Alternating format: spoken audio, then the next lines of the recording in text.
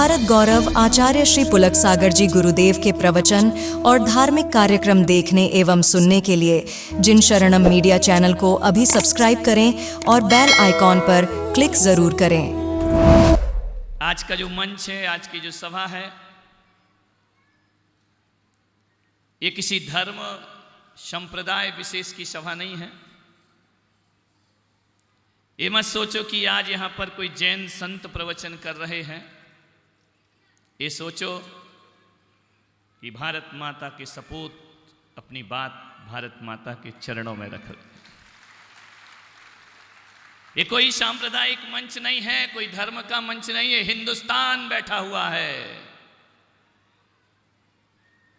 77 वर्ष बीत गए, 78वां आजादी महोत्सव मना रहे हैं। भारत कौन है?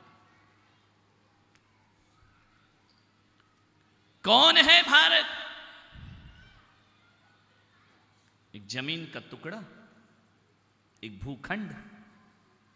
नहीं, मेरा भारत जमीन का टुकड़ा नहीं है। कौन है भारत? ये ऊंची ऊंची इमारतें, ये भी मेरा भारत नहीं। ये बड़े बड़े किले, ये भी मेरा भारत नहीं। भारत कौन है? मान्यवर, हम कहते हैं ना भारत को महान बनाएं, हम कहते हैं हमारा देश महान बने, हम कहते हैं कि भारत का विकास हो। आपसे पूछता हूं, भारत कौन है? भारत जानते हो? तुम भारत हो, ये भारत है, ये भारत है, ये भारत है, मैं भारत हूं। भारत हम हैं, जमीन का टुकड़ा नहीं है भारत। तुम भी भारत हो, मैं भी भारत हूं। भारत का रहने वाला एक एक नागरिक भारत हुआ करता है। इसलिए मैं कह रहा हूं कि जमीन के टुकड़े को नहीं सुधारना है, अपने आप को महान बना लो। भारत अपने आप महान बन जाएगा। अपने आप को अच्छा बना लो, भारत अपने आप अच्छा बन जाएगा। अपने आप को ऊंचाइयां दे दो, अपने जीवन का विकास कर लो, भारत का विकास अपने आप। किसका विकास करने में लगे हो? सबका साथ, सबका विकास। मान्यवर, सोचना है आपको। 1958 में अमेरिका के एक पत्र के संपादक ने भारत के सांसद को एक पत्र लिखा। उस पत्र में उसने 3 प्रश्न उस सांसद महोदय से किए, जिसका उत्तर वो सांसद भी नहीं दे पाए, जिसका उत्तर 77 साल में आज तक कोई नहीं दे पाया। और इसका उत्तर कोई सरकार नहीं देगी, इसका उत्तर कोई सेना नहीं देगी, कोई कमांडर नहीं देगा। इसका उत्तर कौन देगा? आपको देना है। एक एक व्यक्ति को 77 साल से प्रश्न निरुत्तर है। ध्यान रखिए। उस आदमी ने अपने पत्र में पहला प्रश्न लिखा कि सांसद महोदय बताइए, तुम्हारे देश का नाम क्या है? क्या है हमारे देश का नाम? आप बताइए, बोलो। मालूम है ना? जब इस देश का नाम भारत है तो इंडिया कैसे हो गया? जान लीजिए, इस संज्ञा कैसे बदल गई? इस देश का नाम परिवर्तित कैसे हो गया? जापान अभी भी जापान है, अमेरिका अभी भी अमेरिका है, चाइना अभी भी चाइना है, लेकिन भारत इंडिया कैसे हो गया? जान लीजिए। जब देश का नाम भारत है तो भारत के लोग इसे इंडिया कहकर क्यों बुलाते हैं? इसका उत्तर आपको देना है। उसने दूसरा प्रश्न किया कि तुम्हारे देश की भाषा क्या है? क्या है अपने देश की भाषा? बोलिए। यदि तुम्हारे देश की भाषा हिंदी है तो संपादक ने पूछा, तो फिर तुम्हारे यहाँ अंग्रेजी में काम क्यों होते हैं? ध्यान रखिए। प्रश्न है, जब तुम्हारे देश की भाषा हिंदी है तो सारे सरकारी काम, सारे इंटरव्यू, सारी बातें अंग्रेजी में क्यों की जाती है? उत्तर उस सांसद के पास भी नहीं था। मान्यवर, मैं पूछना चाहता हूं कि जब ये नेता वोट मांगने आते हैं ना, तो बागड़ में जाते हैं तो बागड़ी बोलते हैं, मारवाड़ में जाते हैं तो मारवाड़ी बोलते हैं, गुजरात में जाते हैं तो गुजराती बोलते हैं, पंजाब में जाते हैं तो पंजाबी बोलते हैं। लेकिन नेताओं को दिल्ली में जाके क्या हो जाता है? वहां जाके इंग्लिश में बात क्यों करते हैं? वहां जाके अंग्रेजी में क्यों बोला करते हैं? आपसे प्रश्न है मेरा। तीसरा प्रश्न था कि आपकी बड़ा ज्वलंत प्रश्न है कि आपकी देश की कुछ सभ्यता और संस्कृति है या नहीं। प्रश्न है, आपके देश की कोई सभ्यता, कोई संस्कृति है या नहीं? और यदि है तो आपका देश का युवा और आपकी देश की युवतियां पेरिस और लंदन से बने डिजाइन के कपड़े क्यों पहना करते हैं? वो हिंदुस्तानी वस्त्र क्यों नहीं पहना करते हैं? वो भारतीय परिधान क्यों नहीं पहना करते हैं? वो ऐसे वस्त्र क्यों पहनते हैं जो विदेशों में पहने जाते हैं? ध्यान रखिए, आपसे ज्वलंत प्रश्न, युवाओं से भी मेरे प्रश्न है, यदि आपकी कुछ सभ्यता है तो असभ्य वस्त्र क्यों पहने जाते हैं इस देश में? मान्यवर, उत्तर तो आपको ही देना पड़ेगा। उत्तर आपको अपनी आत्मा से निकालना है, अपने चिंतन से निकालना है। मैं आपसे कह रहा हूं कि 77 साल में उत्तर नहीं ढूंढ पाया मैं भी कि ऐसा क्यों होता है। ऐसा लगता है कभी कभी मुझे कि हम भूखंड से तो आजाद हो गए, लेकिन विदेशी विचारों से आज तक हम स्वतंत्र नहीं हो पाए। विदेशी दास्ता आज तक हमारी छाती पर बैठी हुई है। विदेशी लोग, अंग्रेजों से तो हम स्वतंत्र हो गए, मुगलों को तो हमने पछाड़ दिया, यवनों को यहां से निकाल दिया, लेकिन आज भी हम उनके विचारों के गुलाम बन करके घूमा करते हैं। मान्यवर, मैं चाहता हूं कि 78वें साल का ये जन्म महोत्सव हिंदुस्तान का, ये आजादी का महोत्सव अब ऐसा होना चाहिए, ऐसा होना चाहिए कि ये देश अंग्रेजों से मुक्त हो गया, गुलामी से, अब वैचारिक गुलामी से भी देश को मुक्त हो जाना चाहिए, उनकी भाषा से मुक्त हो जाना चाहिए, उनकी संस्कृति से मुक्त हो जाना चाहिए। ध्यान, इंडिया क्या है?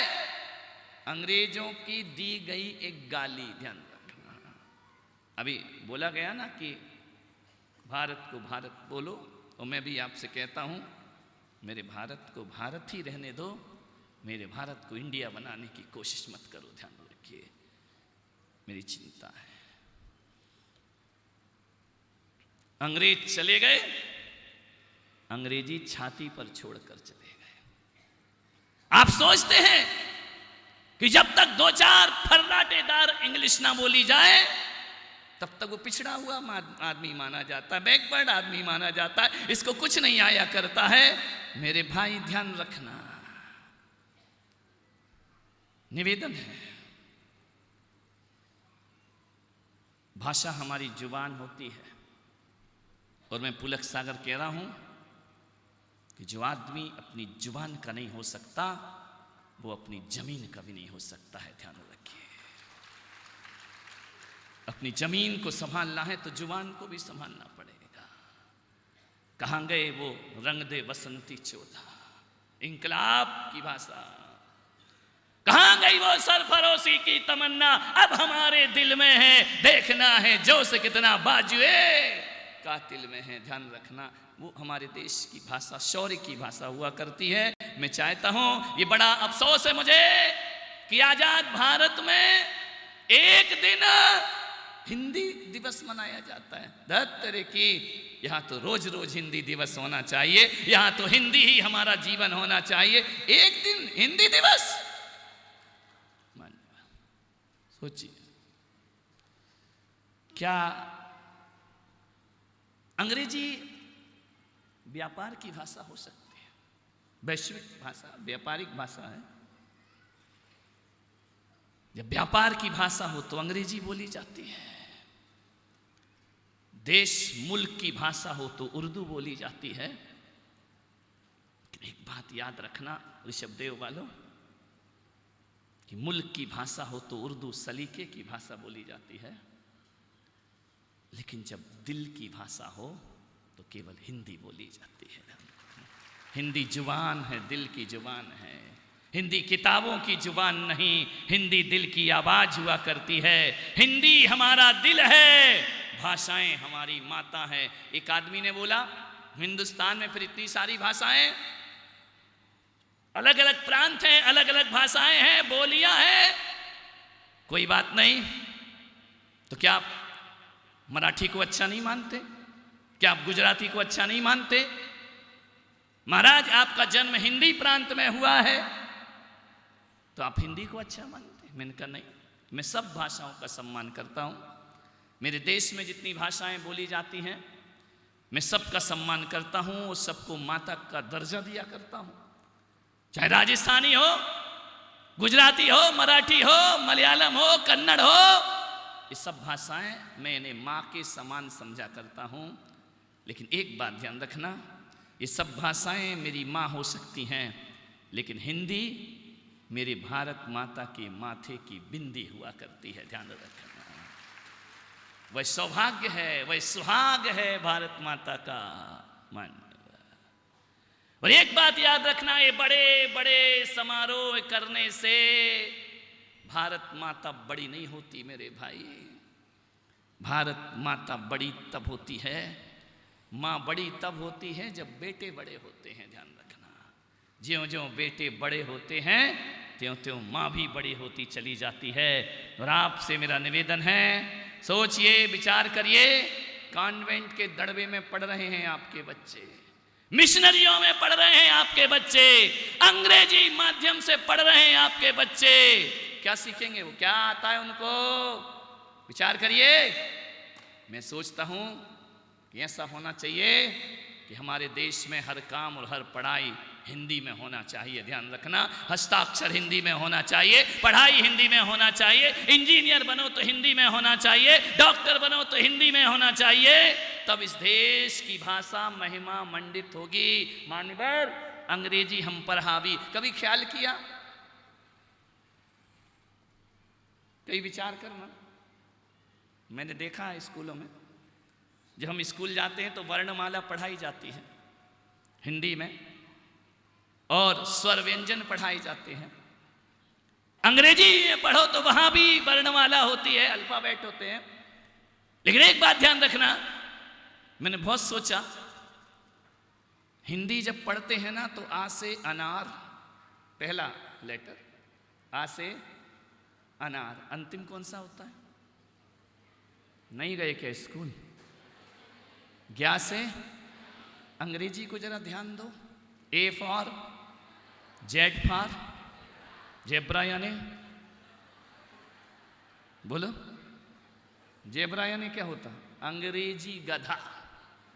ध्यान रखना, ये इंग्लिश तुम्हें एप्पल से शुरू होती है, गधा बना के छोड़ती है, और मेरी हिंदी अनार से शुरू होती है और ज्ञानी बनाकर छोड़ा करती है। यहाँ ज्ञानी बना करते हैं, यहाँ गधे नहीं बनाया जाते हैं। लेकिन क्या करें, ऐसी मेंटलिटी बन गई इस देश की, ऐसी मानसिकता बन गई इस देश की कि एक बार क्या हुआ, हिंदी की वर्णमाला में गा से गणेश पढ़ाया तो मुसलमान खिलाफ हो गए। ये तो सांप्रदायिकता है। हमारा बच्चा गा से गणेश नहीं पढ़ेगा, ये तो हिंदुओं के गणेश है। तो बोले हटाओ यार, शिक्षा विभाग ने सोचा गणेश हटाओ, उनने क्या किया, गा से गणधर कर दिया। हिंदू नाराज हो गए, ये गणधर तो जैनों की भाषा है, हम नहीं पढ़ेंगे गा से गणधर। अरे बड़ी आफत हो गई, क्या किया जाए? हिंदू नहीं पढ़ रहा, ईसाई नहीं पढ़ रहा है, मुसलमान नहीं पढ़ रहा है। शिक्षा विभाग ने मुझसे पूछा क्या करें? मैंने कहा एक काम करो, गा से गधा पढ़ाओ। तो बोले मतलब क्या है? मैंने कहा गा से गधा तो पढ़ाओ, वर्णमाला में लिखा गा से गधा, हिंदू भी तैयार, मुसलमान भी तैयार, ईसाई भी तैयार, जैन भी, यानी बाहरे लोग तुम गा से गणेश नहीं पढ़ सकते हो, गा से गधा पढ़ सकते हो। तुम इनका गधा में सब सहमत क्यों हो गए? मैं इनका क्योंकि गधा हर समाज में पाए जाते हैं, ध्यान रखिए। गणेश थोड़ी हर समाज में पाए जाते, गधे तो भूपेंद्र जी गधे तो हर जगह मिलेंगे, गधे मिलेंगे सभी जगह, अमेरिका, रूस या कोरिया, गणपति बप्पा मोरिया, ध्यान रखना हर जगह गधे मिलेंगे। गधे में देश सहमत हैं, वहां सांप्रदायिकता नहीं है, गणेश में सांप्रदायिकता आ जाती है। कितना पतन हो गया आदमी का, गधा पढ़ सकता है। अंग्रेजी हमारी छाती पर क्यों बैठी है? हमारे यहां रिश्ते हैं, हमारे यहां भावनाएं हैं, संवेदनाएं हैं, अर्थ है हर शब्द का, हर शब्द में एक चिंतन है, एक सोच है, एक गहन विचार है। जब हमारे यहां गंदगी को साफ करना हो ना, तो पानी की जरूरत पड़ती है। कीचड़ धोना हो, पानी की जरूरत पड़ती है। लेकिन जब वही पानी परमात्मा के चरणों में पहुंचता है तो जल बन जाया करता है, और वही पानी जब प्यासे के कंठ में पहुंचता है तो अमृत बन जाया करता है, ध्यान रखिए। लेकिन अंग्रेजों के पास वो क्या जाने, उनका वाटर आज तक जल नहीं बना, उनका वाटर आज तक अमृत नहीं बना, उनका वाटर आज तक पानी का पानी ही रहा, ध्यान रखना।